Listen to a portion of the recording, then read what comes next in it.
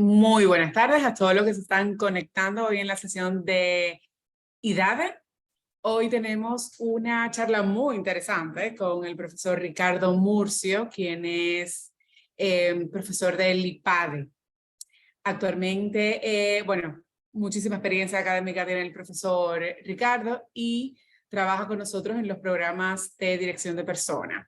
Hablando un poquito del profesor Ricardo, bueno, pues tiene un libro que de lo que vamos a tocar un poquito de ese libro hoy, que se llama Liderazgo centrado en la persona, donde vamos a tocar un tema que es 3 momentos clave de la acción directiva. Nombre del webinar de hoy. Y quien va a estar dirigiendo la conversación va a ser nuestro profesor Pablo Ames, director general de IDADE. Al final del webinar tenemos una sesión de preguntas y respuestas que va a durar aproximadamente 5 minutos, pero pueden ir escribiendo sus preguntas en el chat y la vamos a ir contestando al final del webinar. Muchísimas gracias, muy buenas tardes.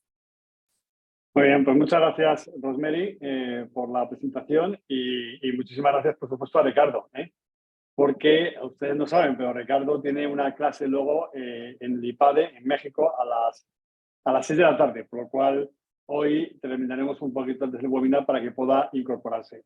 Ricardo Murcio es profesor del IPADE desde hace ya bastante tiempo y también profesor en IDADE Management School. Bueno, pues Ricardo, vamos a entrar en faena. ¿Cómo estás? Bien, muy bien, gracias a Dios, Pablo. ¿Ustedes cómo están? Bueno, aquí muy bien. Aquí hace un chin de calor, pero un chin nada más. Me imagino. Pero bueno, yo también sufro un poco porque ahora estoy en Monterrey, que es la zona norte del país de México, y andamos cerca de los 40 grados centígrados. Solo que aquí es seco, aquí no hay playa. Aquí no hay playa, vaya. Muy bien, muy bien. Pues Ricardo, oye, vamos a saltar en faena. Efectivamente, bueno,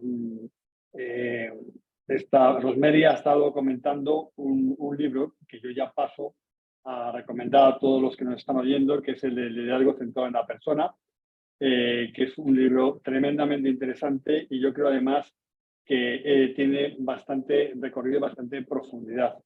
Y me recuerda pues también a otro libro de alguien que tú conoces muy bien, porque la has conocido en vida y porque ha sido una persona muy importante en la vida del IPADE, fue fundador, fue DIN, que es Carlos Llano. Y también hay alguna cosa que me recuerda a Carlos Llano, se nota que ha tenido una buena influencia en tu vida profesional, ¿no? Así es. Sí, bueno, gracias a Dios yo tuve la suerte de conocer al doctor Carlos Llano en la Facultad de Filosofía. Y eso fue un gran parteaguas, porque cuando yo era licenciado en filosofía, pues lo que nos planteábamos en ese entonces era pues eso, o dar clases o escribir libros de filosofía o investigar en una biblioteca.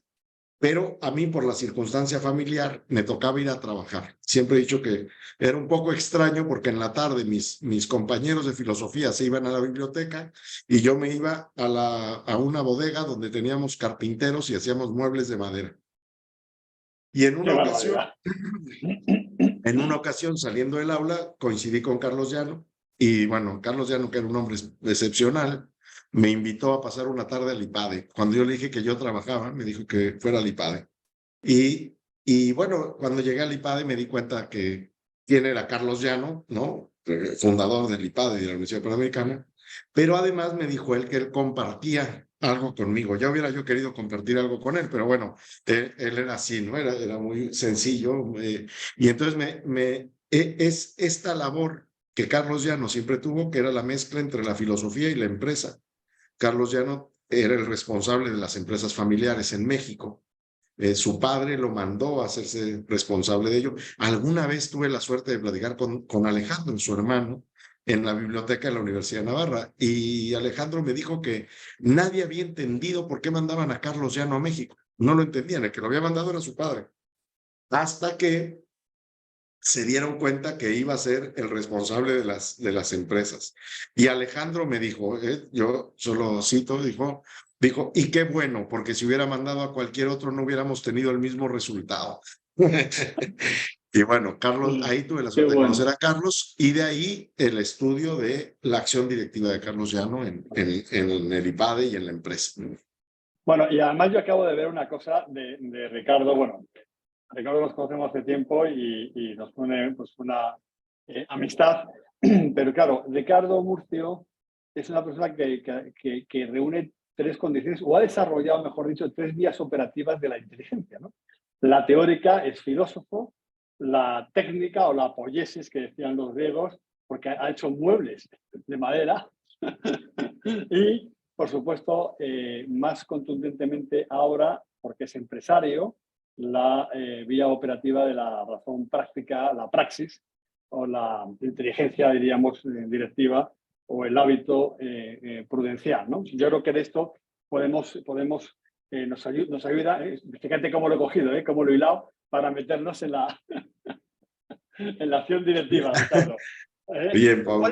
¿Cuáles son a tu entender, si hablamos de un directivo, y algo que sea interesante para un directivo ya con mucha experiencia o para uno que está incursionando en esa profesión que me gusta hablar a mí? Es decir, dirigir es una profesión, como hay otras profesiones y por tanto que requieren una cierta preparación. Lo que pasa es que tiene algunas peculiaridades que me gustaría ir desentrañando contigo y que tú nos fueras contando, ¿no?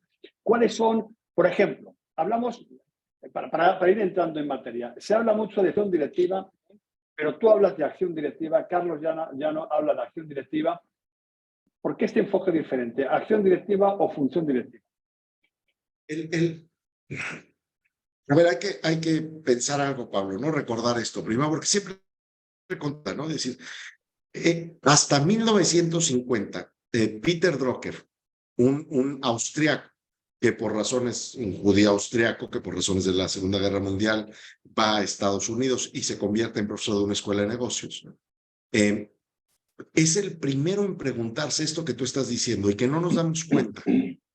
Creemos que la función directiva o la acción directiva, y ahorita vemos la diferencia un poco, pero creemos que la dirección de empresas es un rango. Como estamos acostumbrados a pensar en organigramas, porque las organizaciones tienen organigramas, estructuras jerárquicas, ya sea más o menos jerárquicas, pero al final del día jerárquicas, lo que pensamos es que es, digamos, una nueva función, por así decirlo. Primero soy asistente, luego coordinador, luego subgerente, luego gerente, subdirector, director. Pensamos que es un escalafón más. Y Peter Drucker es el primero que dice, no. A ver, esto conlleva una labor distinta,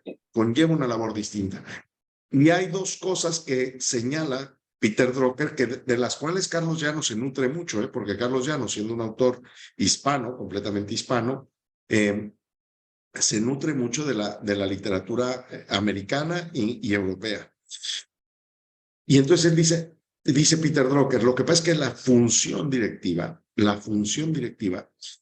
ya implica dos cosas distintas. La primera, fijar el rumbo de la organización. Y ahí ahorita me muevo a los clásicos, pero fijar el rumbo de la organización, es decir, estrategia, pensar en el corto, mediano, largo plazo, planear, y es función, por eso es una función. Y una segunda función que es que dirige personas. Sí, a veces me ha pasado en algunas organizaciones que por quererle dar su lugar a alguien en la organización, le llaman director, pero cuando platicas con esa persona no tiene personas a cargo. Ahora, no hay una función directiva como tal, porque la función directiva justamente es hacer que otros hagan, ¿no? No hacer que lo que yo hago, que eso es operativo, eso es lo que tú bien decías, como la apóyesis, sino hacer que otros hagan. Y me remonto rapidísimo a los clásicos, Pablo, y con esto ya me interrumpes, y luego cuando quieras pasamos a Carlos Llano, y los clásicos, los griegos, hay un texto griego, y esto, bueno, lo pongo ahí en contexto porque siempre ayuda ahí, porque además lo recuerdo así, ¿no? Cuando yo estaba estudiando mi tesis de licenciatura sobre Carlos Llano y la acción directiva, yo estaba trabajando en el IPADE, y entonces Carlos Llano me vio en el pasillo un día y me dijo, ¿qué coche? Ven, y me llevó a su oficina, porque así hablaba. Me lleva a su oficina y me saca unas fotocopias de un libro, y me dice, esto es para tu tesis.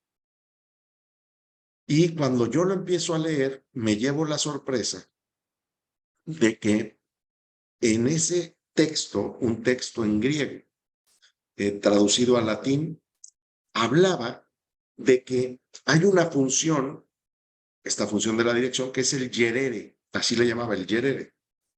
¿Y qué es el yerere? Decía el texto. Dice, mira, lo va a ejemplificar con la guerra, porque hay que pensar que los clásicos, la labor directiva más importante de los griegos y de los romanos era la guerra. Era un honor. Entonces, dice, el general de un ejército, cuando va a la batalla, dice, él no es la causa de la batalla. Él no ha provocado la batalla. Alguien más ha provocado la batalla. Y dice, pero tampoco, que esa es la causa, ¿no? Pero tampoco va a pelear la batalla, porque el general no sale a pelear la batalla, sino que está en el cuartel planeando la batalla. Entonces dice, ni genera la batalla, ni opera la batalla, sino que dirige la batalla. Y ahí venía ese verbo, el yerere. Y entonces, ¿qué es dirigir? Hacer que otros lleven a cabo el plan diseñado por otra persona.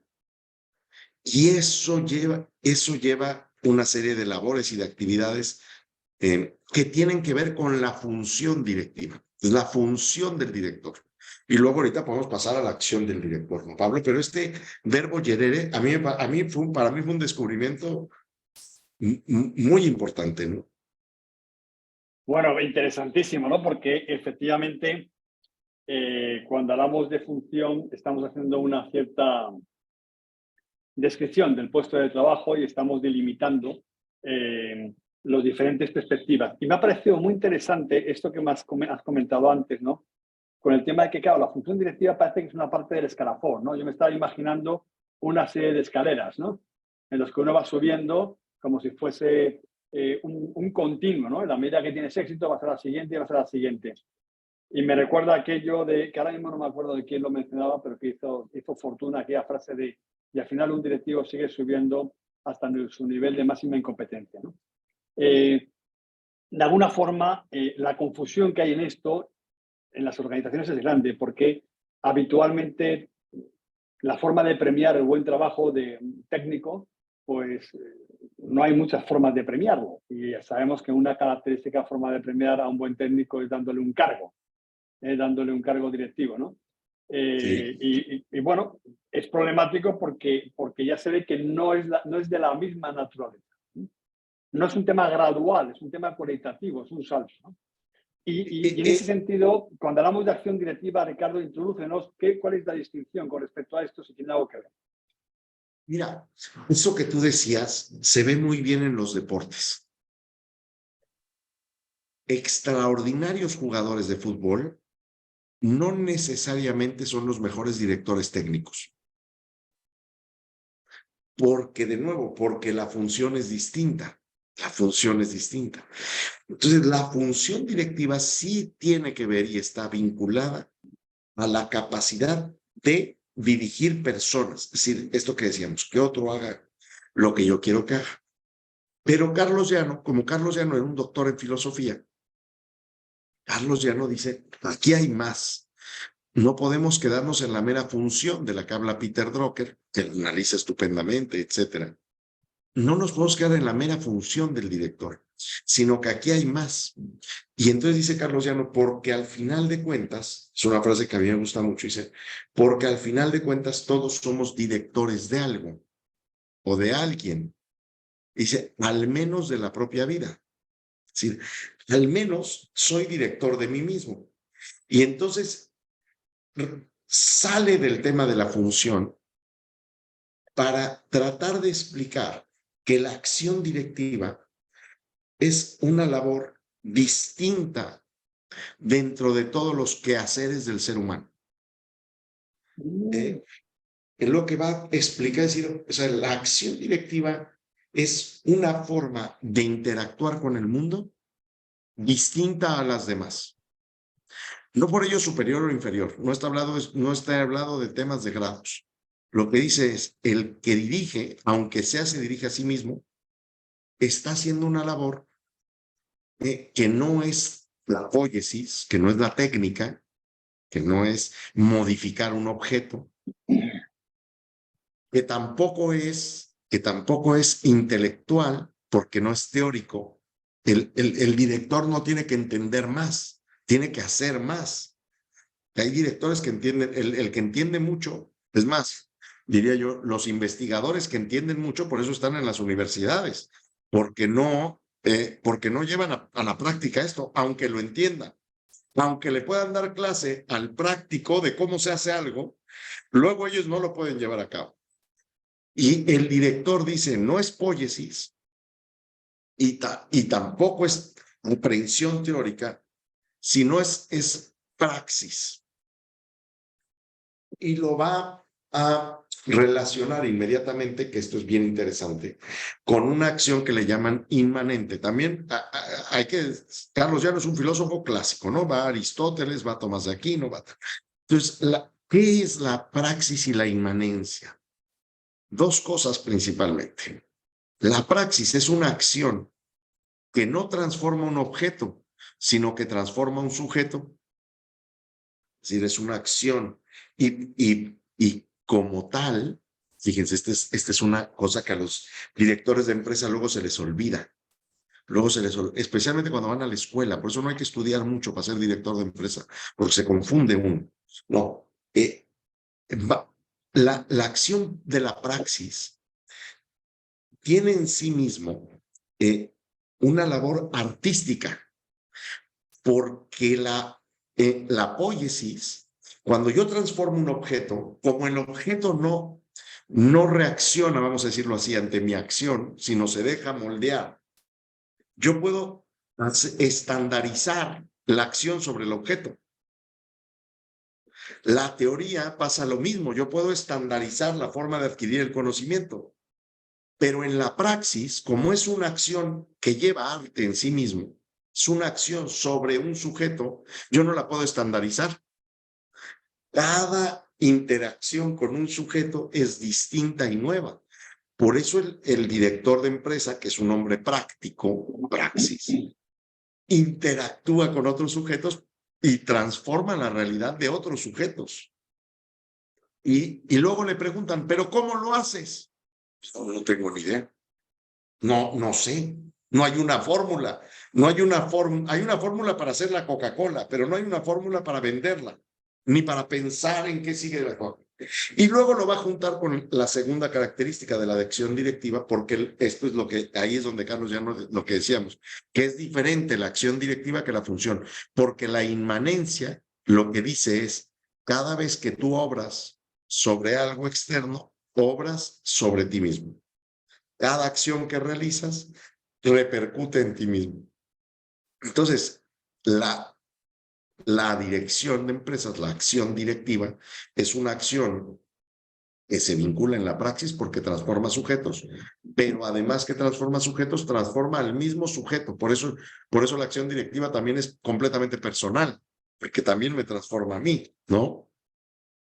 Bueno, esto es súper interesante, Ricardo, porque efectivamente cuando centramos el tema directivo en la acción directiva, creo que vamos al nervio, vamos al núcleo, vamos a lo radical de lo que es dirigir, ¿no? Por aquello mismo que tú has dicho, ¿no? Que es transformar el comportamiento de otro. Mejor todavía, una persona, ¿no? Y por lo tanto, como es un ser personal, es único, irrepetible, es pura novedad y por tanto no admite una receta previa, ¿no? Porque a diferencia de los muebles que tú hacías, si uno conoce las propiedades del roble, pues conoce las propiedades de cualquier roble.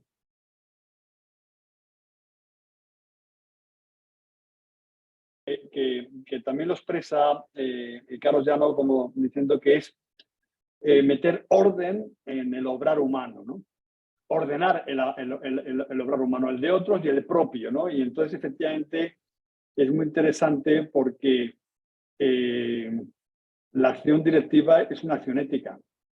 En cuanto y tanto, se produce pensando lo que tú estás diciendo, ¿no? Se produce una reconfiguración de la persona después de cada acción, después de cada decisión, me reconfiguro y me hago mejor decisor para la siguiente o peor decisor para la siguiente jugada, ¿no?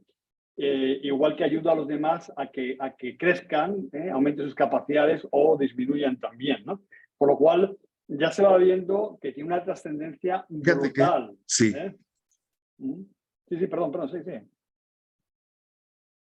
No, es que eso que dices tú, cuando un director, cuando una persona dirige, insisto, y podemos poner ejemplos de toda índole, pero pensando en la empresa, cuando una persona que dirige no permite que el otro, no delega, cada vez que no delega, es dejar pasar una oportunidad de que otra persona aprenda y mejore.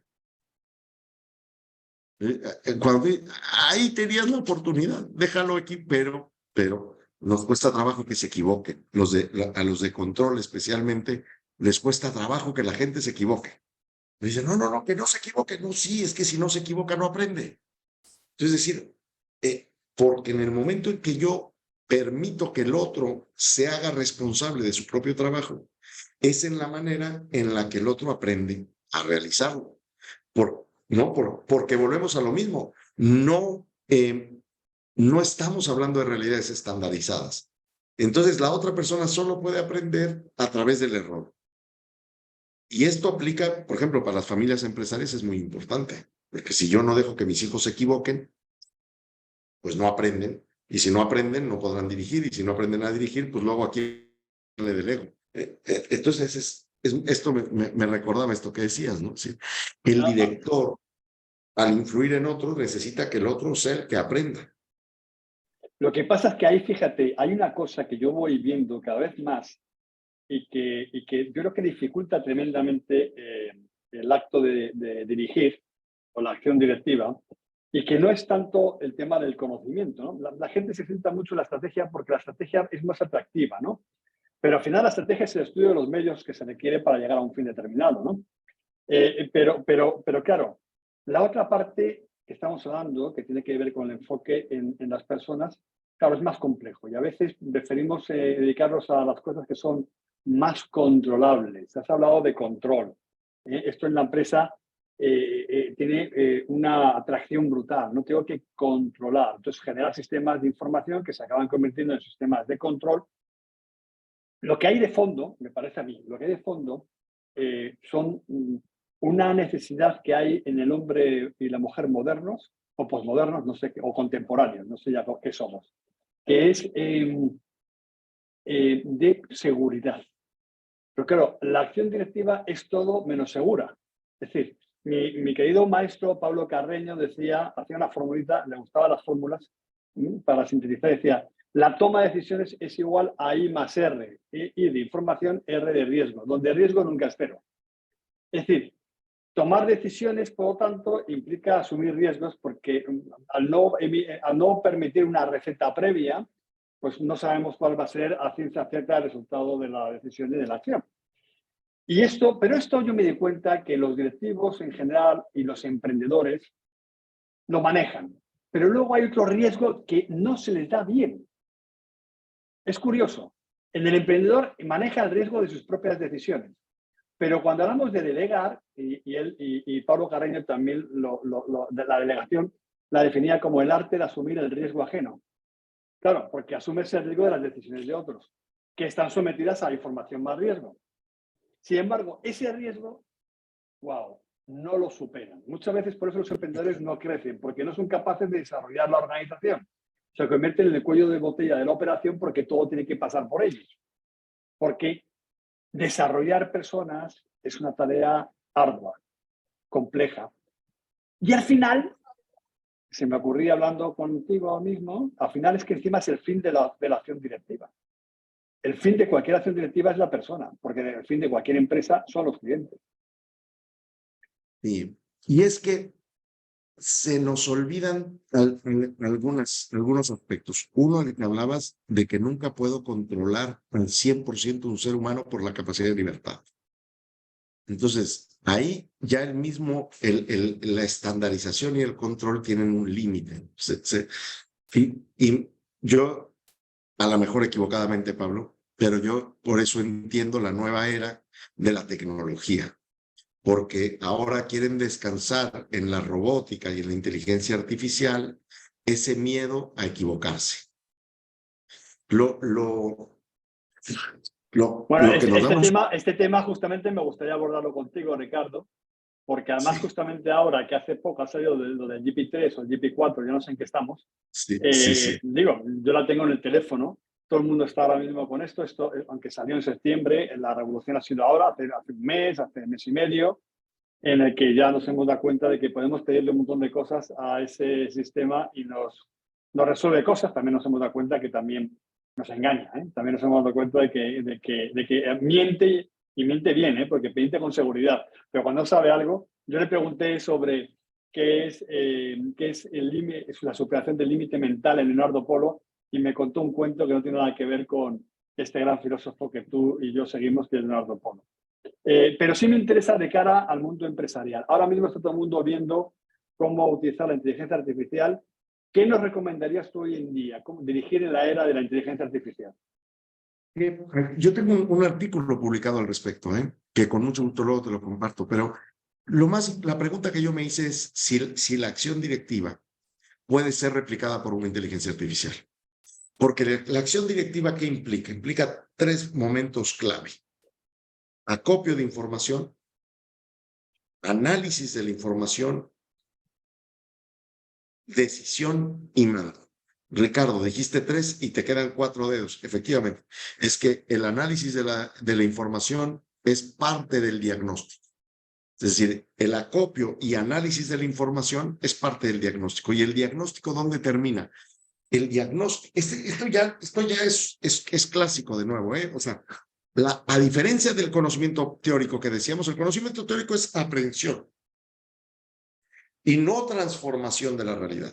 Pero el empresario, el director de empresa es justo lo contrario, es transformar la realidad. ¿Y cómo puedo transformar la realidad? Pues primero, reúno la información que necesito y, déjame decirlo así, la separo en posibles alternativas de decisión. Ejercicios donde puedo ver si A con sus beneficios y sus costos, si B con sus beneficios y sus costos, si C con sus beneficios y sus costos, y entonces tomo una decisión. Ese es el segundo momento real, la decisión. Y es que la decisión, y aquí es donde Carlos ya no explica, la información, el acopio de la información está a nivel intelectual. La decisión está a nivel volitivo, es decir, está al nivel de la voluntad, porque implica el qué quieres. ¿Qué quieres? Cada uno querrá distintas cosas con la misma información. Y luego viene un tercer paso, que es la ejecución de esa decisión que he llevado a cabo. Y aquí es donde la función directiva, junto con el acto de dirigir, pueden estar reunidos, porque la decisión que he tomado puede ser sobre mí mismo, con lo tanto, la ejecución es por mí, por ejemplo, hacer ejercicio por las mañanas. Primero acopio información, veo que es bueno, tomo una decisión, cuál es el ejercicio que voy a realizar, me decido por hacer el ejercicio y luego lo realizo yo mismo, me mando a mí mismo, me ordeno realizar ese ejercicio. Pero la función directiva, lo que hemos dicho es, le tienes que decir a otros que lo hagan, le tienes que decir a otros que lo hagan. Y entonces somos tan inteligentes los seres humanos que hemos querido saltar un paso que es crítico, que es el de la voluntad. Quiero obtener información a través del chat GPT, analizar la información a través del chat GPT, que probablemente sea mejor que mi cabeza, y luego brincar a la ejecución, sin que en medio haya un acto de volición, porque el acto de volición, es decir, el acto volitivo, el acto del querer, para no ponernos aquí filosóficos, porque el acto de querer implica desobedecer la información que tienes. Pongo 2 ejemplos muy sencillos. El primero, si mi esposa hubiera consultado al chat GPT que si se debería casar conmigo, el chat GPT le hubiera dicho que no, que eso era mejor no hacerlo. Claro, pero en medio está la voluntad de mi esposa que dice, pero sí me gusta. Pero ¿cómo te gusta? Diría el chat GPT si tuviera voluntad. ¿Cómo te gusta ese ser humano? Bueno, pues a mí me gusta. Ni modo, y me gusta y enamorado y me quiero casar con esa persona. Y entonces el chat GPT, pues claro, pero es que el chat GPT es esto que decíamos, se salta el acto del... O sea, oye, aquí hay varios partidos, varios otros mejores que el que estás eligiendo. ¿Por qué has elegido ese? Para ponerlo en otro tenor, regresando a la tecnología, el Google Maps. Cuando yo le pongo al Google que me lleve a un lugar o al famoso Waze, el Waze se informa, copia información en tiempo real, mucho más inteligente que yo, y de nuevo se vuelve a brincar el acto de la voluntad y dice, tienes que ir por este camino. Ahí está lo que yo le llamo el engaño de lo que podríamos creer que la información de la inteligencia artificial o la información de la tecnología, nosotros la pensamos como el agua, insabora, incolora e inolora, pero no es así. Hay alguien que ha puesto un algoritmo para que dentro de esas informaciones tome una decisión por ti. O sea, no es pura, orgánica, si lo quieres decir al modo actual, biodegradable y sustentable, para que me entiendan, ¿no? Es decir, la información de la tecnología es primero acopio, pero alguien le ha dicho las fuentes. Ricardo, es que ahora aprende, sí, efectivamente, pero son las mismas fuentes. Y luego sobre esto, yo decido, y por ejemplo, yo lo tengo ya muy claro y muy estudiado en la ciudad de Dallas, donde tengo la oportunidad de vivir, siempre, siempre me manda por la de cuota, siempre. Y luego yo le tengo que decir, dame otras vías. Y yo me imagino que la pobre inteligencia artificial dice, no, como lo de mi esposa, ¿no? ¿Pero por qué? Esta es la más rápida. Bueno, es que acá por menos de $5 hago 2 minutos más. Y yo quiero hacer 2 minutos más en lugar de gastar $5. Sí.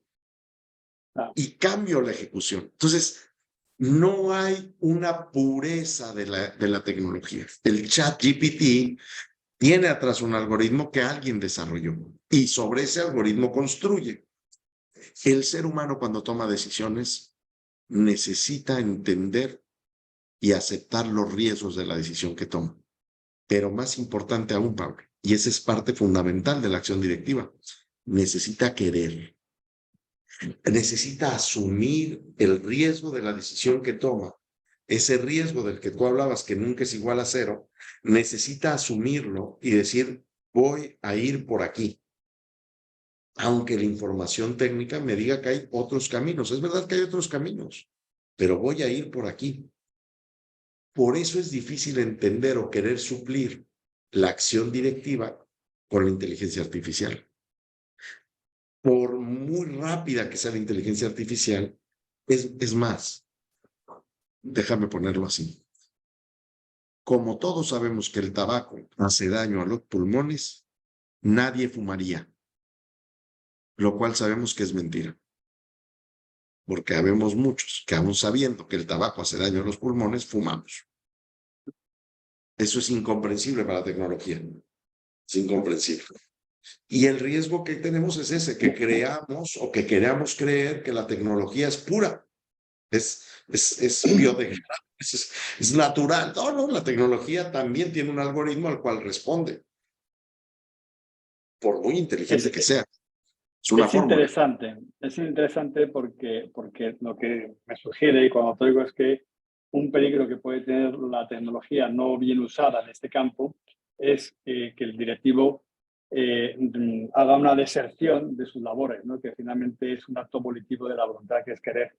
O se puede complicar más, porque aquí tengo un poco más desglosado, más complicado. No quiero complicar el tema, ¿no? Pero para ahondar más en la importancia de la parte evolutiva que tú dices, me parece que Leonardo un poco hace distinción, ¿no? En el fondo, el proceso de decisión es permanentemente de un lado a otro, de la inteligencia a la voluntad. Por ejemplo, aprehensión intelectual lleva al simple querer, que es un acto evolutivo.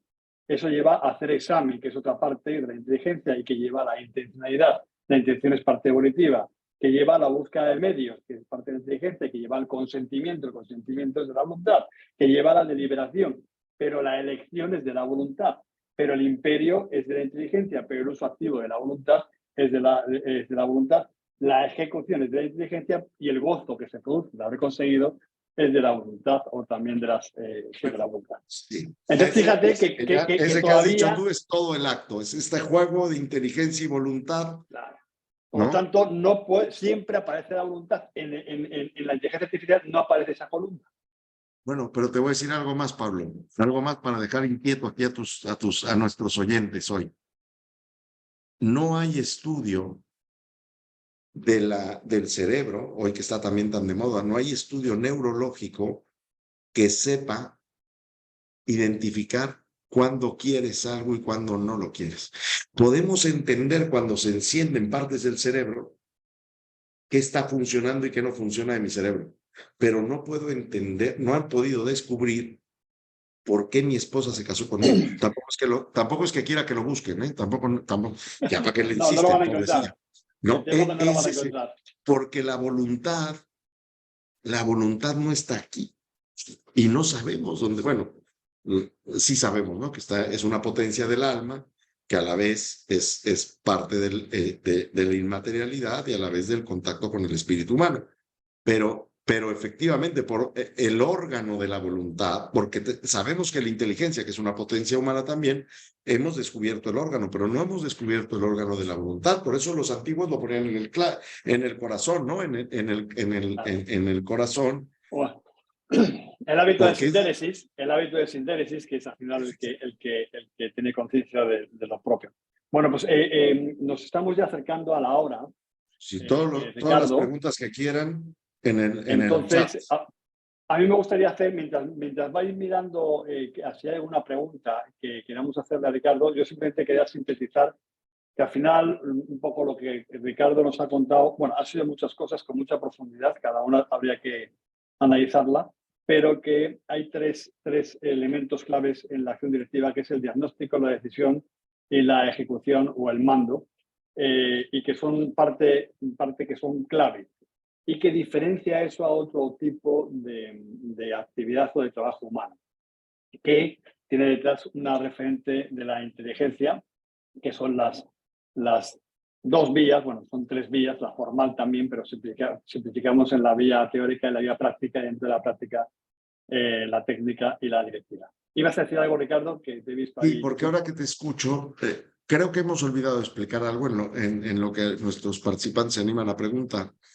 que es justamente porque la labor directiva es una práctica, el estudio de la labor directiva no sirve para nada.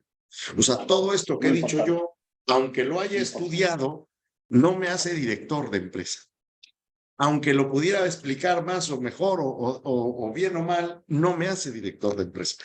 Por eso, fíjate qué interesante, porque viene de la Escuela de Leyes en Harvard, esta idea de utilizar el método del caso. ¿Por qué viene de la Escuela de Leyes? Porque la ley en América y en Inglaterra es argumentativa, es de la inteligencia práctica, no es de la inteligencia teórica. No es que me sepa todas las leyes, sino que sepa aplicar la ley al caso que tengo frente a mí. Y entonces por eso los abogados americanos e ingleses estudian y estudian y estudian casos, para que cuando le llegue un caso le puedan decir al juez, mira, como el caso tal, ahí aplicaron esta sentencia, yo pido que se aplique la misma sentencia para mi cliente o no, para la contraparte.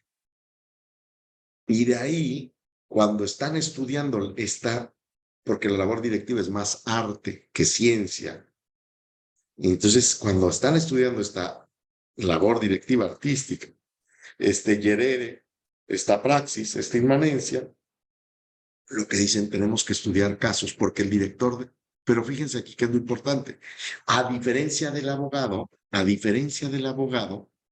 el director de empresa estudia casos no para aprender qué hicieron en una o en otra situación, que ya podría servir, pero seguiría siendo teórico. No, ¿por qué estudiar casos? Porque es un gimnasio mental. No estudiamos casos como ejemplo, sino que el caso en la verdadera escuela de dirección, en la verdadera escuela de management, El caso es como la caminadora en el gimnasio. Hay que caminarla, hay que correr encima de ellas, hay que ejercitarse. Entonces, el caso, la pregunta clave del caso es, dos preguntas claves, déjame decirlo así. ¿Has entendido el caso? Sí. Ok, veamos qué entendiste del caso. Nos ponemos de acuerdo en lo que hemos entendido del caso. Ahora sí, viene la pregunta importante. ¿Tú qué harías? ¿Tú qué harías? Esa es la caminadora. O lo pongo de otra manera para los que les gusta el béisbol, que yo sé que allá en República Dominicana les gusta el béisbol. Es la caja de bateo. Nadie aprende a batear teóricamente. Hay que meterse una caja de bateo para batear y batear y batear pelotas. Oye, pero yo ya sé que es una curva. Es que no sirve que sepas que es una curva porque no sirve de nada. Oye, pero yo ya sé que es una recta. Es que no sirve que de nada. Tú tienes que aprender a batear la recta y aprender a batear la curva. ¿Y cómo se hace eso? Practicando. Bueno, pues la labor directiva se tiene que practicar para perfeccionarse una y otra vez. Y además, en compañía de personas que tienen mi misma capacidad, porque en esa medida yo empiezo a pensar por arriba de mí mismo. Porque eso es lo que pasa en los programas de dirección general o en los programas de dirección de empresa. Que en mi empresa ya, ¿quién me dice que no? Pues si tú eres el mandamás. El tema es que cuando llegas a la escuela de negocios, a la escuela de management, hay alguien de tu misma jerarquía que no trabaja para ti, que no depende de ti, que te dice, ¿y por qué piensas eso? ¿Y por qué harías eso? ¿Y por qué lo harías de esa manera? Y ahí es donde la verdadera práctica se corrige. ¿Por qué bateas de ese modo? Entonces ahí tienes al coach de bateo. Oye, qué mejor coach de bateo que otro compañero tuyo que también está bateando, ¿no? Tú quieres que el que batea 350 de promedio, pues te ayude a ti que bateas 280. Y no hay coach. ¿Qué mejor coach que ese que lo hace? Veo que empiezan a aparecer algunas preguntas que me da gusto, Pablo. Magnífico, Bueno, magnífico este ejemplo que has puesto y la importancia de las escuelas de negocio, como el IPADE, que entiende esto muy bien, y también IDADE, que estamos alineados con este tipo de visión de la dirección y, por tanto, de cómo se entrena, cómo se desarrolla el hábito de la inteligencia práctica en un directivo para que pueda tomar mejores decisiones. Y el método de caso, pues, es el método que acaba de funcionar. Bueno, yo no sé si hay alguna pregunta que quieran hacer, Rosemary, para ir yo veo aquí. cerrando, para que se pueda ir el profesor. Venga, Rosemary nos va a ayudar con las preguntas. Bien. Veo aquí. Considera que el plan directivo. Bien. Rosemary, ¿me ayudas? Ahí están las preguntas, bastante interesante, profe. Arely pregunta, muy buenas tardes, esos casos son los bien llamados precedentes. En otro orden, a pesar de los grandes avances tecnológicos ¿Qué y pasa? el GPT, siempre habrán preguntas sin respuesta. Yo creo que más que todo es un comentario. Sí. Jennifer nos dice, ¿considera que plan directivo debe desarrollarse sobre el propósito general de la empresa o debe variar anualmente? Con las propuestas del año o y todos los empleados se abocan al propósito anual, ¿es eso una buena práctica? Buena práctica, Jennifer. Pero hay una cosa importante. Hay una cosa importante. Carlos ya no decía, y Peter Drucker también lo ejemplificaba con General Electric, porque Peter Drucker fue asesor de General Electric muchos años. Y entonces lo que ellos decían es, y esta es una buena práctica, la que dices tú, pero para ayudar a esa buena práctica, hay dos formas de obedecer o de planear sobre lo que te piden. Y una es que tú desarrolles el plan, lo cual no es posible, porque yo podría desarrollar mi plan sin tomar en cuenta el plan de la organización, y eso estaría mal. Y otra es aceptando el plan que alguien más propone. Entonces, el plan debe variar anualmente, claro. El plan directivo debe variar acorde a la estrategia de la organización, acorde a la nueva cultura o a la cultura precedente. Pero ahí tenemos que hacer un doble ejercicio. Tenemos que hacer una pregunta muy honesta por parte de los directores generales. Este plan admite modificación? Claro. Si la respuesta es sí, pues dejar que la gente modifique.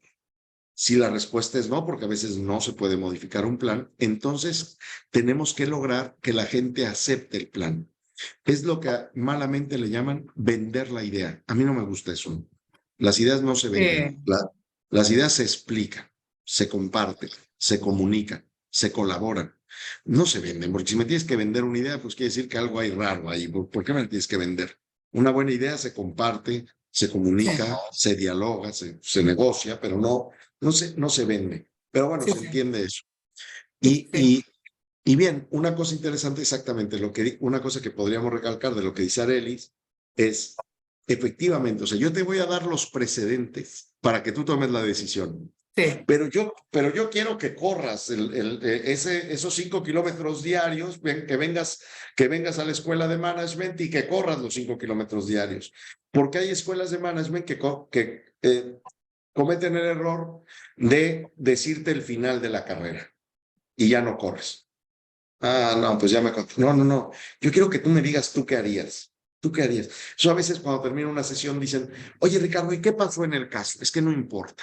No importa realmente, porque lo que pasó en el caso fue lo que ellos decidieron correr. Lo que es importante es que tú hoy corriste 5 kilómetros aquí en compañía de personas que piensan con tu mismo nivel jerárquico, que tienen experiencia similar a la tuya y que hemos entrado ahí en comunicación, en conversación y en diálogo para descubrir cuál sería su respuesta ante la situación planteada. Entonces, efectivamente, son los precedentes o los antecedentes sobre los cuales tú tienes que tomar una decisión. Pero lo importante es que tomes la decisión, que te mojes. Ahora, es importante mojarse en una alberca que no está honda, porque si nos equivocamos en la empresa real, pues nos podemos ahogar. Pero en cambio, en una escuela de management, pues nos mojamos los pies y no pasa nada, ¿no? Nos aventamos a la alberca y no pasa nada. Muy bien, Rosemary, perdón. Bueno, profe, se emocionan aquí un poco. Carlos también me pregunta la diferencia entre un director y un gerente. Yo creo que ya eso tiene que ver más con la cantidad de personas en la que uno tiene bajo su mando. Pero si... Tendría que ver con alguna otra cosa, Rosemary, que habría que simplemente para tener claridad. Hay empresas, o sea, sí es una diferencia de nombre, porque hay empresas que le llaman gerente a lo que es un director. Sí, eso es cierto. Es simplemente por su cultura, por su estructura, porque responde así a los salarios o a otras cosas.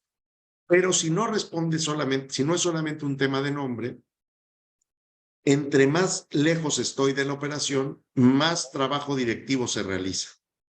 Entre más cerca que estoy de la operación, más trabajo poético realizo, más transformación material. Entonces, un gerente, en principio, es una conexión entre la operación y la dirección. Pero no, déjenme decirlo así, no es un controlador de personas, sino es una persona que le ayuda al director a entender mejor la operación que se debe llevar a cabo, para que el director tome mejores decisiones. Si no, el director se puede equivocar. Muy bien explicado, buenísimo. Bien. Adonis, ¿cuáles serían las consecuencias de aplicar el micromanagement en la labor directiva? El micromanagement no cabe en la labor directiva, porque la verdadera acción directiva tiene que descansar en la confianza. Y fíjense qué interesante esto que preguntas, Adonis, porque hay un libro de Carlos Llano interesantísimo, que luego ha dado pie a otras cosas, que se llama La amistad en la empresa. Y es que si tú no sabes confiar en tu equipo de trabajo y les vas a hacer micromanagement, como se conoce, entonces en realidad no estás dirigiendo. Claro. Estás controlando. Dirigir, el acto de dirigir implica la confianza de descansar en el otro lo que yo no puedo hacer. Claro. Pero si lo que yo quiero es tener títeres, entonces yo no soy un director. Yo no soy un director. Claro, yo no estoy ejerciendo la labor directiva. Totalmente. Y más, bueno, hace un ratito cuando estaban hablando el tema de delegar en los otros, que si, bueno, si no le delego, pues entonces no le doy la oportunidad al otro de crecimiento, etcétera, etcétera. Me llegó a la cabeza a un conocido que tengo de hace muchos años, y bueno, esa persona era bastante workaholic. Entonces, no delegaba nada, nada. Tenía mucha gente trabajando alrededor de esa persona, pero luego esa persona, o sea, es que era imposible que delegara. Y al final, yo nunca entendí por qué. Sí, porque esa persona en sí tiene algún problema o algún, no sé, o simplemente no se siente cómodo trabajando con otras personas. O sea, y prefiere trabajar solo. ¿Sabes qué pasa? ¿Sabes qué pasa? Pero eso estorba a las organizaciones. Sí, sí. Que la gente piensa que es más capaz que los demás. Ah, Que yo lo voy a hacer mejor que tú. Entonces, si lo haces a mi modo, lo harás bien. Y si no claro. lo haces a mi modo... Y la dirección, esto también implica con el micromanagement, la dirección implica ese riesgo, pero también esa apertura al otro. No va a ser a mi modo. Sí, Qué sí, sí. difícil, ¿no? No va a ser a mi modo. Bueno, qué difícil. Sí, Pero, sí, sí, pero, sí, sí. pero va a Ah, ser, pero va a ser. Pero no a mi modo. Bueno, no a tu modo, pero va a ser. Entonces tienes que tener dos cosas.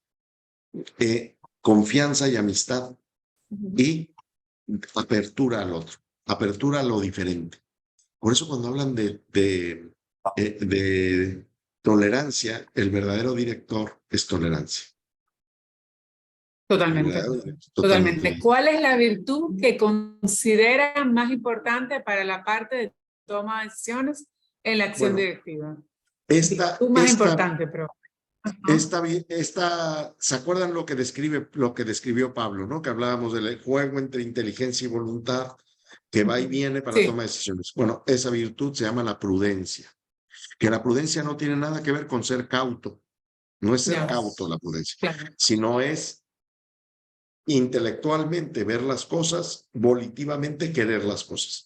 Y ese juego que hay entre los dos, cuando se practica, se vuelve un hábito intelectual, que es el hábito de la prudencia. Pero es el único hábito, es la única virtud que combina, que se permite hablar con la inteligencia y con la voluntad.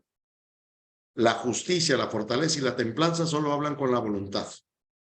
El conocimiento, el aprender, solo se comunica con el intelecto. Y la prudencia es la virtud que se permite entender la inteligencia y entender la voluntad. Buenísimo. Bueno, nosotros tenemos que ir ya dejando este webinar. Yo creo que se quedó Sí. muchas cosas por responder. Yo Ahí el encantado chat está un de hacer poquito una más segunda animado. parte. El profesor Ricardo tiene clases ahora. O sea, nosotros son las 6 de la tarde. En México es las 5, entiendo, profesor, ¿verdad? Van a dar las 5, sí, en unos minutos ya Y, darán las ya, 5 bueno, y yo ya entro a él la 1. tiene que irse corriendo. Entonces, Oye, bueno, yo creo que Rosemary, usted no debe una segunda parte, profesor. O sea, me se encantará, quedó. me Sí, encantará. sí, Bueno, nos debe una segunda parte. Bueno, pues muchísimas gracias a todos los que nos estuvieron acompañando en esta sesión de hoy. Creo que vamos a comprometer al profesor Ricardo para que nos dé otro webinar. sí, El sí. profesor forma parte también de nuestros profesores y de nuestros programas, además de ser profesor de una de las escuelas más importantes de Latinoamérica, que es el IPADE. Y nos da un gusto enorme tenerlos con nosotros el día de hoy. Muchísimas gracias a todos los que se conectaron, porque aquí en República Dominicana es una hora compleja, esta hora, pero sin embargo, bastantes personas hicieron un huequito hoy en su horario. Muchísimas gracias. Vamos a subir este webinar, lo vamos a subir a YouTube. Inmediatamente esté colgado en YouTube, le enviamos un correo a todos los que se conectaron y así lo puedan otra vez ver y bueno, ahí le mandaremos por correo, profesor, será las preguntas. Oye, y Rosemary, hay una pregunta de Airón que Ajá. da pie para hacer otro webinar y hablar Uy, de la motivación. Porque esa pregunta que hace conecta la dirección, la acción directiva con la motivación. le Si voy a no tomar hasta una entendemos la foto motivación, para verla por aquí. Claro que sí. si no entendemos la motivación del ser humano, no lo podemos dirigir. Entonces, Bueno, bueno, Jairón, conéctate eso da para pie. nuevamente y vamos a hacer un webinar especialmente. Muchísimas gracias, profesor Ricardo. Muchísimas gracias a todos los que nos asistieron y que pasen feliz tarde. Igualmente, hasta luego.